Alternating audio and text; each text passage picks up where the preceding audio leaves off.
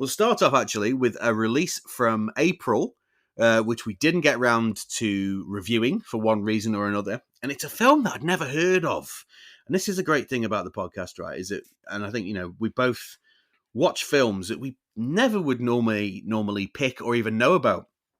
And this started I think Ben just sent me the link to the trailer for this film, and it's called I Start Counting, and it's an old movie from 1969, a British movie directed by David Green, and it stars Jenny Agutter, or as Viz used to call her, TWF Jenny Agutter, teenage wank favourite Jenny Agutter, who plays this 14-year-old girl called Wynne, who begins to suspect that George, her adoptive stepbrother, who she's infatuated with, is a killer who's young women are being murdered in the community, and she begins to suspect that it's her stepbrother George who is the killer. This is Wynne. She lives in her own little world, filled with her own little dreams, hopes, fears, and fantasies. 1, 2, 3, 4, 5, 6. This is Wynne's brother, George. She admires him. She respects him. She loves him. And she suspects him. You never wear that sweater I made you. I know you never really liked it. Thought you might have got rid of it or something. Matter of fact, I don't know where it is. I understand you. And I don't want anyone to hurt you. A brother can love his sister, but can he kill her? And I'd never heard this movie, and then Ben, you sent me, I think you just sent me the trailer a month or two ago, saying, "Oh, this looks a bit spooky." And I sort of watched the trailer. I was like, "Oh yeah, that does look a bit like it may be a candidate for the Disturbed ward or something." But then we saw that it was coming out as a new release on disc, and apparently it's been unavailable for years until the BFI released it on disc during the month of April. And this is a real sort of oddity. It's a real snapshot in time of England or Britain in the late 60s. They've recently, it's sort of, a good 20 years after the war, but you get the feeling that it's Britain starting to emerge from it's like post-war Britain, and it's sort of like high-rise buildings are sprouting up, and people are starting to live in sort of high-rise council estates and high-rise buildings, and it's just a really interesting snapshot of Britain at the time, and it's a real eerie kind of movie. Like the central premise, obviously, I've just talked about is, you got this 14-year-old girl who suspects her older, handsome stepbrother is actually murdering young women in the area. And it's just, first off, just to say, Jenny Agutter is the best thing about this movie by a mile. Her performance is outstanding. She's absolutely outstanding. So she's playing this young woman who's, struggling with her developing sexuality and the puberty and her feelings, and she's got these real feelings for the hunky older stepbrother George, who's played by Brian Marshall. And she's incredible in pretty much every scene that she's in. And she just really conveys the heartbreak of, young love and young unrequited love, when you absolutely adore someone and you don't get it reciprocated. And she's absolutely outstanding. And as I said, it's got a very eerie vibe about it, and it reminded me of those public information films that you'd see as a kid from the 70s that would, they put them on at 4:00 in the afternoon in front of children's TV programs, and they would scare the shit out of you. It kind of reminded me of that kind of vibe of those sort of public information films. So, and it's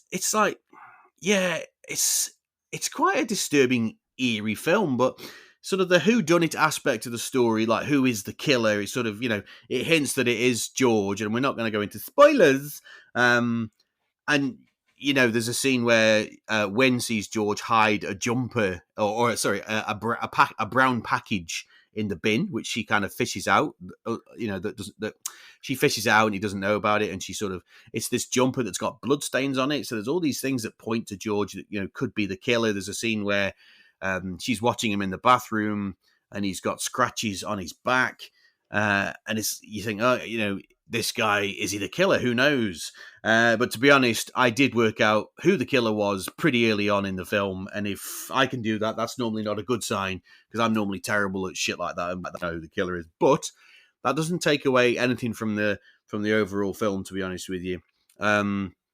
and there's sort of a real plot point where sort of girls are being murdered at the local common, and near the common is Wynn's old house that they used to live in, which is this sort of old, abandoned, dilapidated house, which is scheduled for demolition. And some of the film's creepiest scenes sort of take part in this old, dilapidated house. And this is the house is the scene of a previous sort of tragedy involving George's fiancée at the time. So there's some nice flashbacks, some nice creepy scenes. I thought it's a really, I thought it was a really nice, a really effective movie, and I really, really enjoyed it. And again, I never would have watched it if it wasn't for the podcast. So, what are your thoughts on I Start Counting, mate? Yeah, fantastic.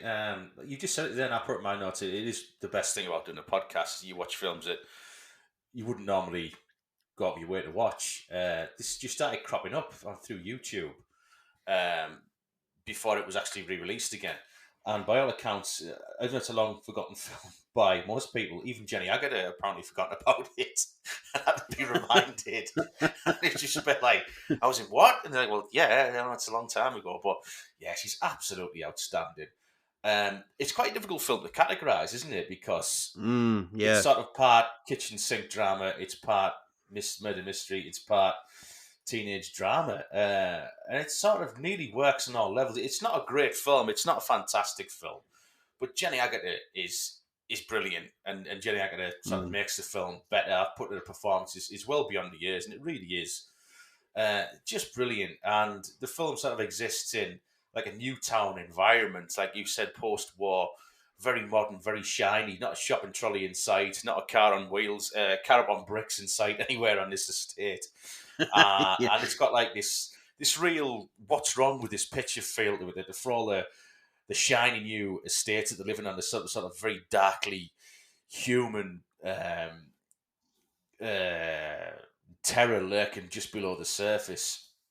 And for all you've got this beautiful place that they're all living in now, that Wynn's constantly drawn back to our old home that's now marked for demolition, and it's the home that something may have happened in years before when she was a child. She may or may not have witnessed a murder of her older brother's wife, and it sort of hinges on that. I think that's why she's drawn back to it. It's just like you said. There's a series of brutal murders around the common where they walk to school through, and Wynn sees a brother dump a brown paper bag in, and when she opens it up, she finds it's his jumper, and it's covered in blood, and obviously she's already seen scratches on his back. And the thing is that this is where it sort of differs from your ordinary whodunit, that she's not really scared of the thought that her brother might be the killer. She's scared that she could lose him, because she's actually in love with him. And she even goes to a priest and asks her advice. She gets absolutely torn up that he might be a killer. He might go to prison. She'll never see him again. Not that he's a killer and he might kill her, or he could kill a friend. So she sort of does a little bit of detective work. She hides in the back of his van one night as he drives off to this house, and he goes into this great big manor house. Well, not a great big manor house. Let's say a big semi-detached house or whatever. It's like a little mansion in the suburbs.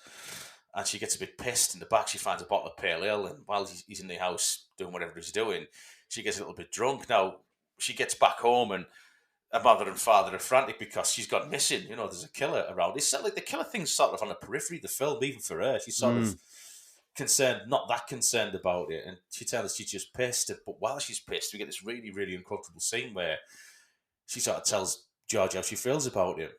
And what does she say to him? You could do things, you want to touch me, you can do things to my body. And it's sort of, oh my God, it makes your blood run cold. And he backhands her right across the face because he's that shocked by it. And all the time this is happening, her best friend, a bit of a prick tease, Corinne, knows what's going on. And she spotted it long probably before Wynn even realised that she was in love with her own brother.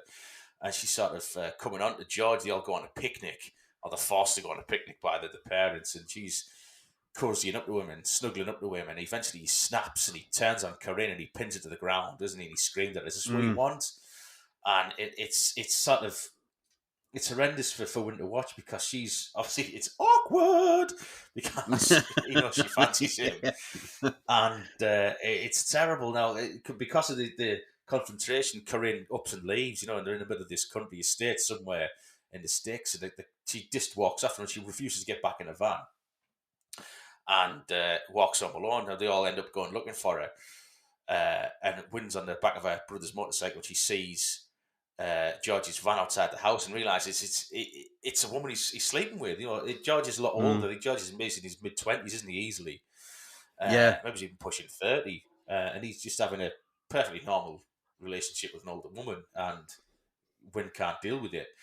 But yeah, it's sort of like I said, it was interesting, but it's all hinges on Jenny Agutter. If it wasn't Jenny Agutter in the film, I don't think I would have sat and watched it or been as drawn in. No, I don't think it would at all. The fragility is absolutely fantastic, the way she emotes.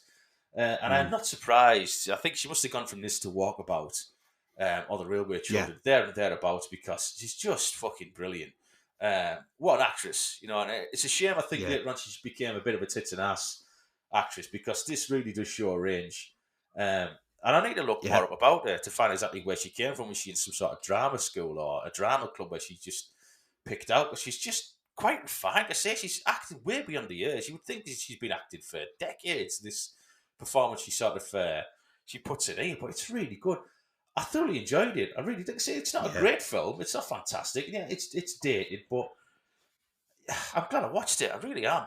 Really enjoyed it. Yeah, same here. I really enjoyed it. It's a real interesting movie, and I'd really urge our customers to check it out. You know, just seek it out, because it's definitely worth the watch. And Agutter she's incredible. You know, she's absolutely incredible. And I think not much more to say really. It's definitely worth the watch.